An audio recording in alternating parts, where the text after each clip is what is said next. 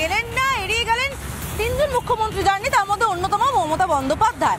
মমতা বন্দ্যোপাধ্যায় নীতি আয়োগের বৈঠকে, উন্নয়ন বৈঠকে আবারও যোগ দিলেন না। অপারেশন সিঁদুরের পর প্রথম নীতি আয়োগের বৈঠক, সেই বৈঠকে যোগ দিলেন না মমতা বন্দ্যোপাধ্যায়। গতবারও নীতি আয়োগের বৈঠকের মাঝপথ থেকে বেরিয়ে এসেছিলেন তিনি। কেন নীতি আয়োগের বৈঠকে যোগ দিলেন না? তৃণমূল সাংসদ শওকত রায় কি বলছেন শুনবো। পাল্টা শ্রমিক ভট্টাচার্যের তীব্র কটাক্ষ মমতা বন্দ্যোপাধ্যায়ের যোগ দেওয়া না দেওয়াকে। আমরা তো মনে করেছি নীতি আয়োগের সবাই না গিয়ে মমতা ব্যানার্জি ঠিক কাজ করেছেন, এবং এমনকি কেরালার বাম সরকারও সঠিক কাজ করেছে। নীতি আয়োগটা একটা অপদার্থ সংগঠনের পরিণত হয়েছে। নীতি আয়োগের বৈঠকে যোগ দিচ্ছেন না মুখ্যমন্ত্রী। একটা সার্বিক আর্থসামাজিক উত্তরণের জন্য সেখানে নীতি নির্ধারণ হচ্ছে। পশ্চিমবঙ্গ এমনিতেই পিছিয়ে পড়েছে। লক্ষ লক্ষ মাইগ্রেন্ট লেবার, অল্প বয়সী ছাত্রছাত্রীরা তারা এ রাজ্যে পড়াশোনা করার ইচ্ছা নেই, ভিন রাজ্যে চলে যাচ্ছেন।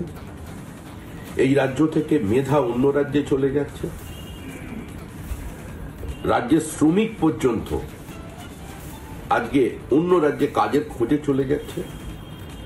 এই পরিস্থিতির মধ্যে দাঁড়িয়ে যখন পশ্চিমবঙ্গ অর্থনৈতিকভাবে খাদের কিনারে এসে দাঁড়িয়েছে, তখন মুখ্যমন্ত্রীর এই নীতি আয়োগের বৈঠক বয়কট করা কার্যত পশ্চিমবঙ্গকেই একটা অনিশ্চিত ভবিষ্যতের দিকে ঠেলে দেবে।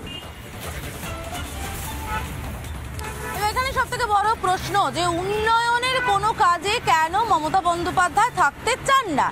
এবারে নীতি আয়োগের বৈঠকে গেলেনই না তিনি, এবং গতবার কি করেছিলেন? গতবার নীতি আয়োগের বৈঠকের মাঝপথ থেকে বেরিয়ে এসেছিলেন।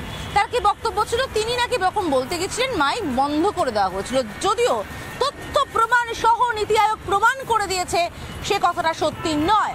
কোনোভাবেই মাইক বন্ধ করা হয়নি। নির্মলা সীতারামন কেন্দ্রীয় অর্থমন্ত্রী, তিনিও সাফ বলে দিয়েছিলেন বাংলার মুখ্যমন্ত্রী অসত্য বলছে। আমরা প্রথমে শুনে নেব মুখ্যমন্ত্রী গতবারের নীতি আয়োগের যে বৈঠক, সেই বৈঠক থেকে মাঝপথে বেরিয়ে এসে ঠিক কি অভিযোগ করেছিলেন। পাশাপাশি শুনবো কেন্দ্রীয় অর্থমন্ত্রী নির্মলা সীতারামন তিনি কি বলছেন। আমরা 1,71,000 কোটি টাকা পাই লাস্ট ইয়ার পর্যন্ত, এই বাজেটেও কিছু নেই, শুধু জিরো। এইটুকু বলার সাথে সাথেই আমার মাইকটা স্টপ করে দিয়েছে। আমি বললাম, why you discriminate, why you stop me? I am only attending. You should be happy for that. Instead of that, you are giving more scope to your party, your government, and you only me on behalf of opposition, only I am there, and you stop my mic. আপনি আমার mic বন্ধ করে দিচ্ছেন। আপনাদের এই বঞ্চনা আমি মানি না, তাই মনে রাখবেন আমি চললাম। Claimed that as switching off her mic, which is not true.